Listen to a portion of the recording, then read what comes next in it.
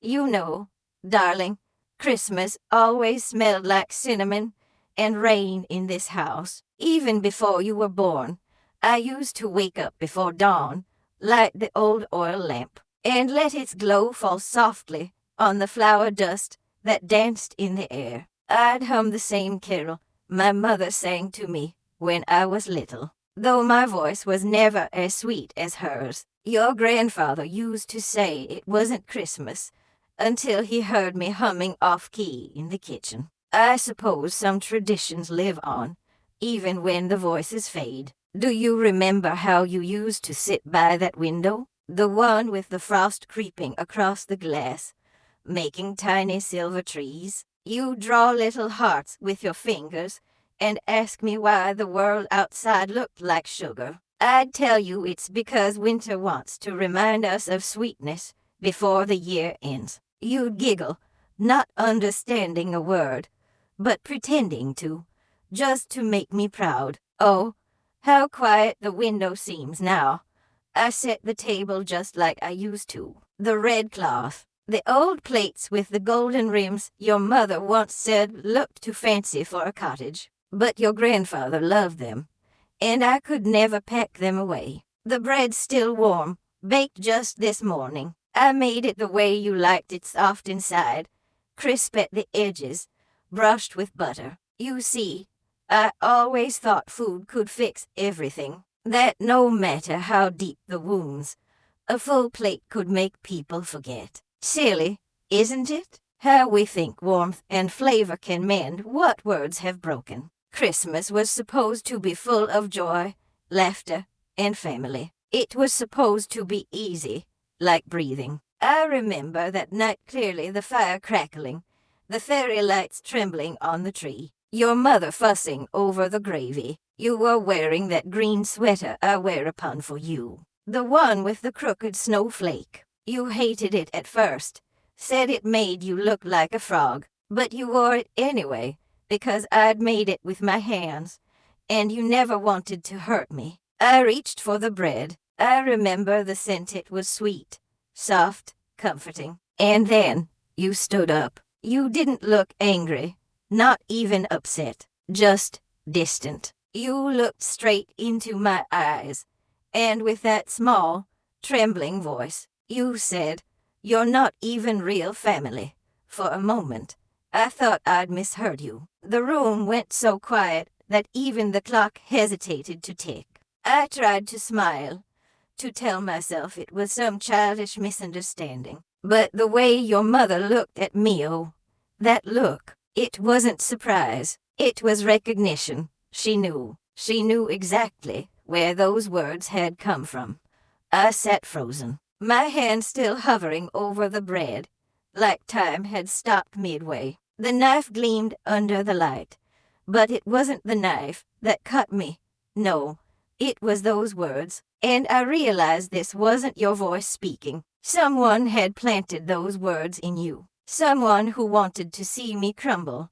You were too young to know the weight of what you said. You thought it was just a sentence, but in that moment, it carried decades of silence, secrets, and shame. You were only the messenger, my love, and when the truth came out that night, it destroyed the family's perfect image forever. I suppose it began long before that Christmas, long before you were born. You see, families are like quilts stitched together, with bits of truth and patches of lies. I tried to hold ours together, even when the threads began to fray. But sometimes, love isn't enough to hide what's buried beneath. When your grandfather died, I thought keeping secrets was the kindest thing I could do. He'd made me promise not to tell, said the truth would only bring pain. So, I stayed silent. I raised your mother as my own, even though her eyes always reminded me of another woman. I thought time would heal the differences, that love would erase the boundaries of blood. I believed that if I just kept giving, kept loving, you'd all see me as one of you. But truth, my dear, has a way of finding its voice, even through the mouths of children. After you said those words, Your mother didn't rush to stop you. She just stood there, her lips pressed tight, her eyes wet with something I couldn't name. Your father looked away, pretending to carve the turkey. I wanted someone to say it wasn't true, that you didn't mean it, but the silence in that room was heavier than any confession. Later that night, when the candles burned low and everyone had gone, I sat by the fire alone. The bread was still on the table, untouched. I remember thinking how strange it was that something made with such care could remain unwanted, just like the one who baked it. You came to me the next morning, remember? You brought me your drawing, the one of our house under the snow, with all of us standing outside. You'd drawn me smaller than everyone else, tucked in the corner. I asked why, and you said, because you stay quiet a lot. I smiled then, though my heart was breaking. Even in your innocence, you saw the truth I'd tried to bury. I never blamed you. I never could. You were only a child echoing what you'd been told. What hurt wasn't your words, it was knowing someone wanted to erase me from the story I helped build. Every Christmas since then, I've baked the same bread. I set one extra plate at the table, though no one sits there anymore. I tell myself it's for peace, for forgiveness, maybe even for the ghost of the family we once were. I talk to that empty chair sometimes, the way I'm talking to you now. Because memories, my love, don't fade, they echo. And tonight, as the snow falls again and the lights flicker, I can almost hear your laughter in the next room. I can almost believe that nothing was ever broken. That family, real or not, still means something after all. But then I look at the bread, untouched once more, and I remember truth has a flavor too. Bitter, but honest, and once you taste it, you can never go back to pretending it's sweet. You ask me what really happened that Christmas night, don't you? You think I've told you everything, but I haven't. I've spared you the rot beneath the ribbon, the truth that doesn't fit inside songs and candles. Sit still, my dear, and listen. This is the part no one remembers, the part everyone tried to bury under forgiveness. It began with a letter, not the kind wrapped in love or sealed with kindness. It came years before you were born, from a woman named Sarah. She wrote that she was your grandfather's first love, that he'd promised her a life before he ever met me. I laughed when I read it. I thought it was a cruel prank, until I saw your grandfather's face when I showed him the letter. He didn't deny it. He didn't even blink. He just said, I thought she'd gone. That was all. 4 words, and the floor beneath me cracked. You see, Sarah never left. She lived 2 streets away, carrying a child that wasn't mine to raise. A child who would one day grow up, knock on my door, and call me mother. That was your mother. Yes, the truth that broke us all. Your mother was never my blood. She was Sarah's daughter. I raised her as my own, because your grandfather begged me to. He said Sarah had died in childbirth, and I believed him. I thought love could purify deceit. But lies, my love, are like frost. They look delicate until they creep through every crack and shatter what's warm. When your mother found the truth, she was 15. She found an old photo of Sarah hidden in your grandfather's study. Her eyes matched her own. She didn't scream. She just stared at me and said, You're not even real family. Those were her words first. Not yours, hers. I told her everything that night. I told her how I'd nursed her fever when she was 3. How I'd stayed awake through storms just to make sure her window didn't rattle. But love couldn't rewrite bloodlines. She left home that night. She went to find the truth her father had buried. And she found more than she should have. Sarah hadn't died giving birth. She'd been alive, living quietly in that same town, watching from a distance. She never married. She never knocked on my door. She didn't have to. Her existence was the crack that never sealed. When your mother returned, she wasn't the same. She carried bitterness like inheritance. She told your grandfather she hated him, told me I'd stolen her life. I tried to hold her, but she pushed me away. She said she'd make sure everyone knew who I really was. And she did that at your grandfather's funeral. She told them all, every cousin, every neighbor, every friend who came to mourn him. She stood beside his coffin and said, "This woman isn't my mother. She's my father's guilt." I remember the sound of spoons clinking, the whispers like snakes curling around the room. I wanted to vanish, but your little hand held mine that day. You didn't understand. You just smiled up at me and said, "Don't cry, Nani. You saved me without knowing it. But peace is temporary, my dear. It always is."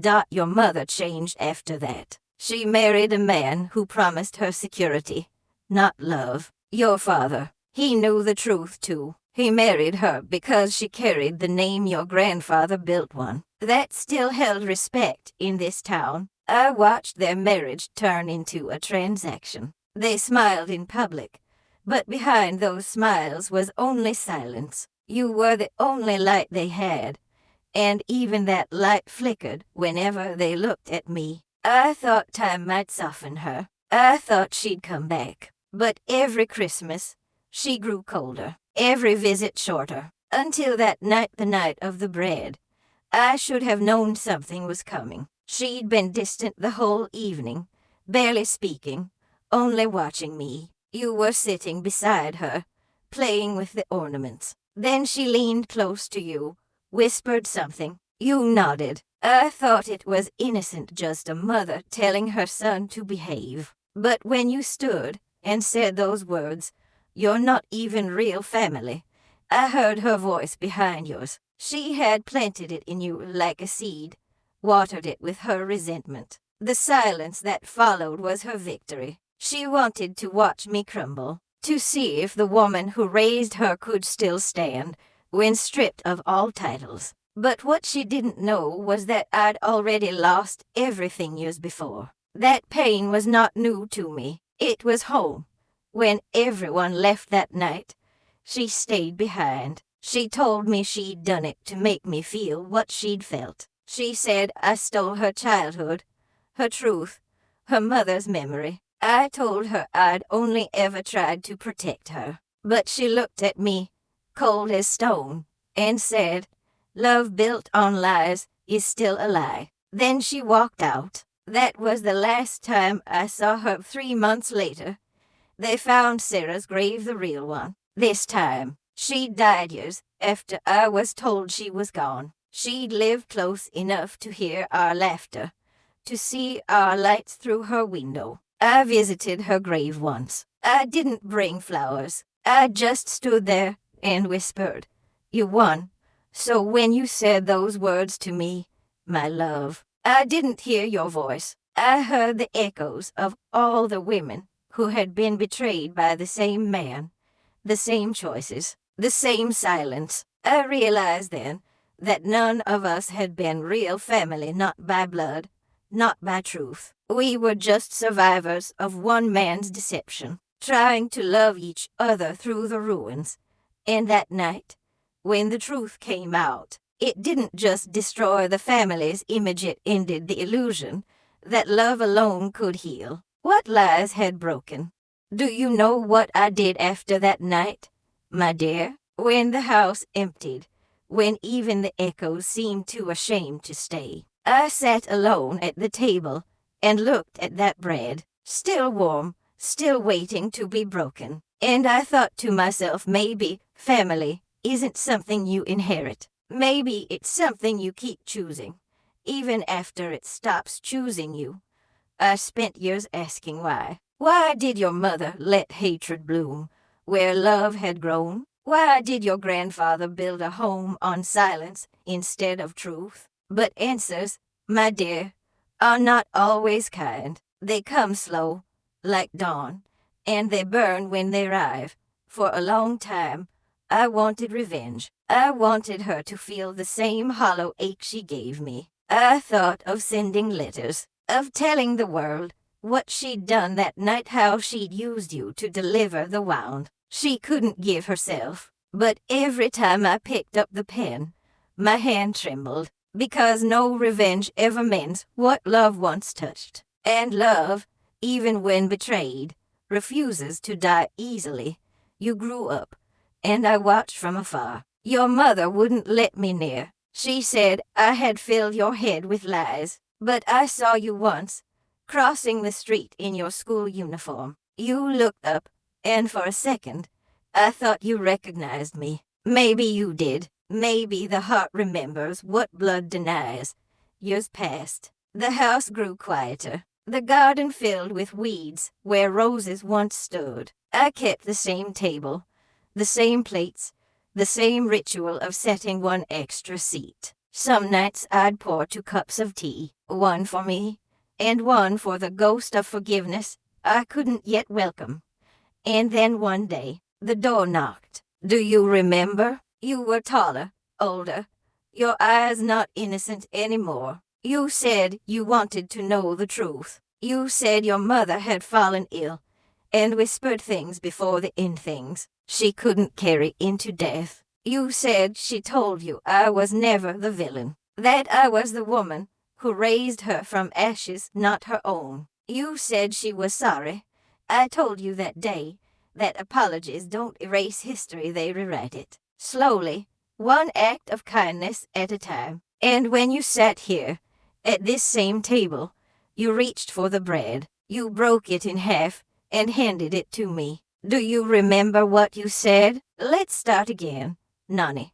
That's when I realized the curse had ended, that the poison your mother planted had finally lost its roots. You had returned what was stolen from me, not by blood, but by choice. That, my dear, is what makes love real. I forgave her, not because she deserved it, but because I did. I had carried that pain for too many years, worn it like a shawl over every season. Forgiveness wasn't mercy for her, it was freedom for me. I went to her grave one winter morning. I didn't speak much. I just placed a small loaf of bread there, warm from my oven, and whispered, "We're even now." Since then, Christmas feels different. Not joyful like before, but honest, the kind of quiet joy that doesn't pretend to be perfect. I still bake the bread, but now it's for you, you and your children, who come running through this old house, asking for stories. I tell them none of the lies, only the truth, that love, real love, doesn't need permission to exist. You ask me if I regret anything. I do. I regret that I let fear steal my voice for so long, that I thought silence was the same as peace. If I could live again, I'd tell your mother the truth sooner. I'd tell your grandfather that secrets rot faster than fruit. And I'd tell you, my sweet one, that family isn't about who shares your blood, it's about who shares your bread. One day, when I'm gone, and this house stands empty again, you'll find the recipe on the shelf, handwritten, smudged, stained with butter. It's not just for the bread, it's for remembrance, it's for rebuilding, it's for taking something broken and making it whole again with your own hands. Because that's what we do, isn't it? We take the bitterness handed to us and bake it into something that can feed others. That's how we turn pain into warmth. That's how we survive. So promise me, when your Christmas comes and you reach for the bread, you'll remember this table. You'll remember the silence that became forgiveness, the lie that became truth, the family that was remade not by blood, but by choice. And when you take that first bite, close your eyes and say softly, "You are real family." Then I'll know, wherever I am, that the story finally ended where it should have, at peace, in truth, and in love.